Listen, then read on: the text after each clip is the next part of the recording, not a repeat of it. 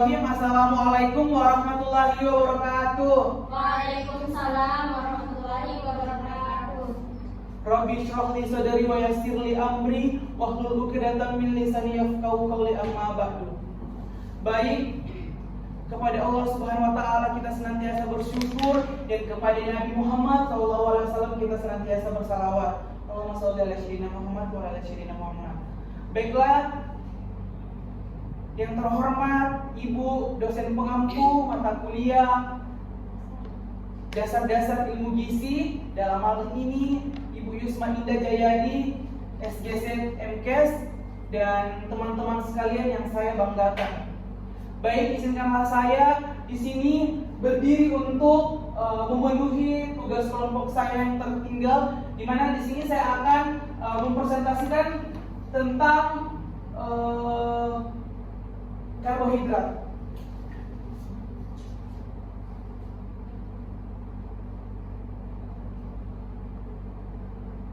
Di sini yang pertama itu kita akan mulai diskusi, di mana seorang anak laki-laki berusia 40 bulan sedang makan siang dengan menu nasi, ikan, katombong bakar, tempe goreng, perkedel kentang, dan sayur kangkung. Setelah seharian berlari-larian, memanjat, bermain motorik kasar lainnya, anak tersebut makan dengan lahap sebab sarapannya pagi tadi hanya satu buah roti dengan selai kacang coklat. Tentu cadangan glikogen akan segera digunakan karena sarapannya sedikit, sementara aktivitas fisiknya itu tinggi.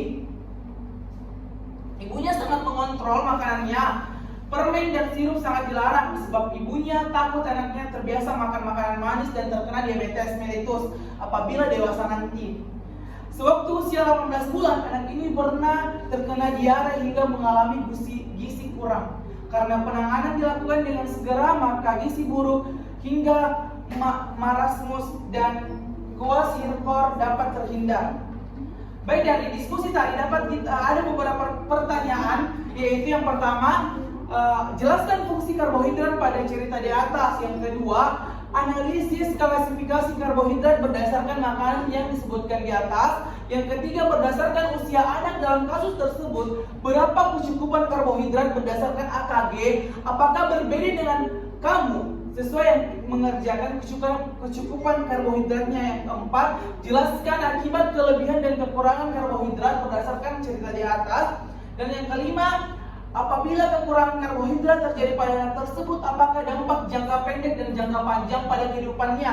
Apa pengaruhnya sampai ke tingkat negara? Dan yang terakhir itu jelas jenis pangan berdasarkan indeks glikemik. Baik, yang pertama saya akan bahas tadi itu.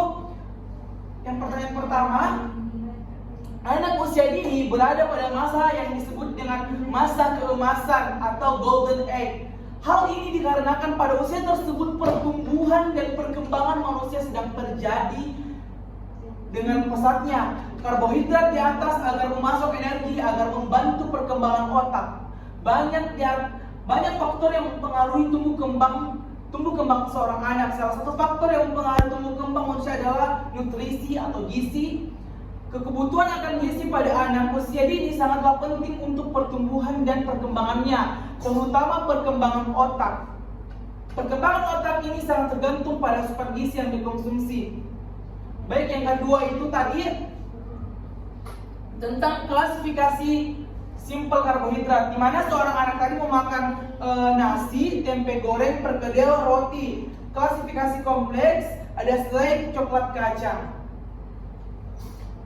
Yang ketiga tadi, lanjut,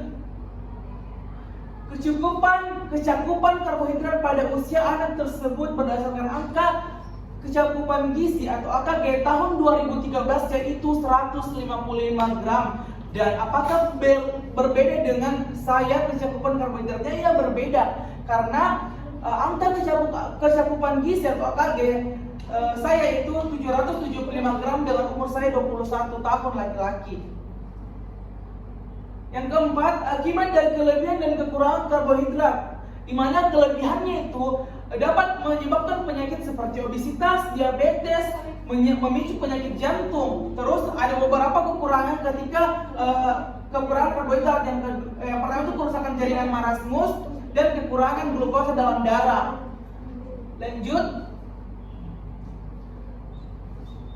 Di sini banyak orang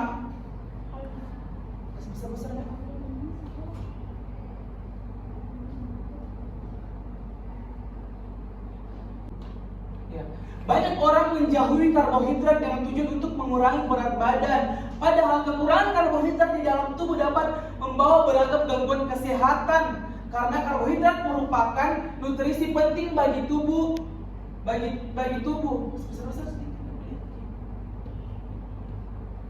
Terus manfaat utama karbohidrat bagi tubuh adalah menyediakan energi untuk beraktivitas, mulai dari bernapas hingga berjalan. Selain itu, karbohidrat juga ini berfungsi mencegah serangan penyakit dan menjaga berat badan.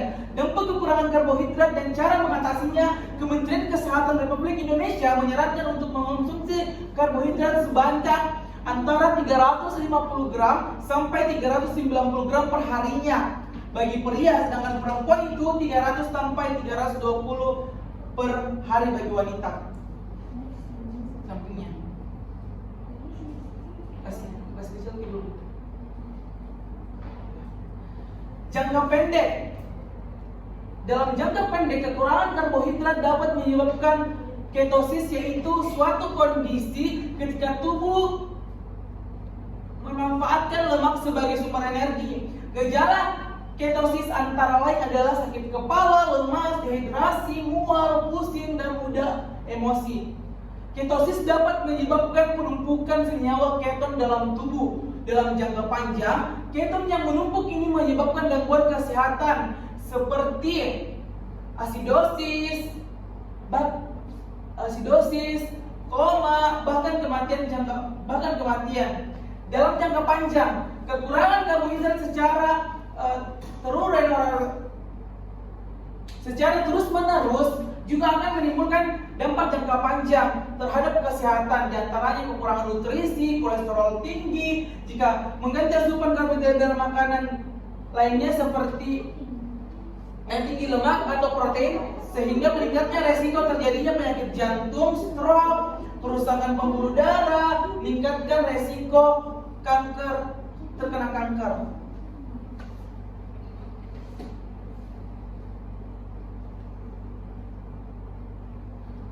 Terus, pertanyaan yang timbul dari presentasi tadi, bagaimana jika negara ini dilanda krisis pangan? Tidak ada cara mudah untuk meningkatkan produksi pangan.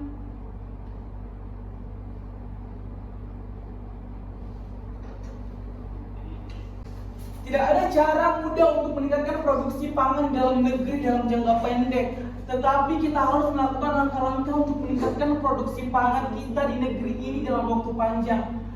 Kurangi pemborosan, karena diperkirakan sekitar 20-30% dari semua makanan terbuang dari pertanian sayuran bisa rusak jika truk tidak datang cukup cepat. Daging bisa rusak jika kulkas tidak cukup dingin, dan prasmanan juga bisa sampai boros. Oleh karena itu, kampanye pendidikan publik yang kuat untuk mengurangi limbah di rumah dan restoran diperlukan, dan mungkin larangan sementara makan prasmanan sampai situasi membaik.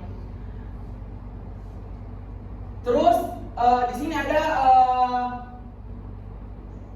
yang dikonsumsi tadi seorang anak kecil, dimana beras itu 88 gram, kentang 85 gram, roti 70 gram, selai kacang coklat 25 gram.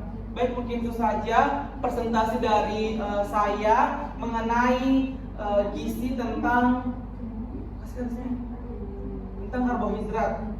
Sekian, saya dengan ucapan wabillahi taufiq wal hidayah. Wassalamualaikum warahmatullahi wabarakatuh.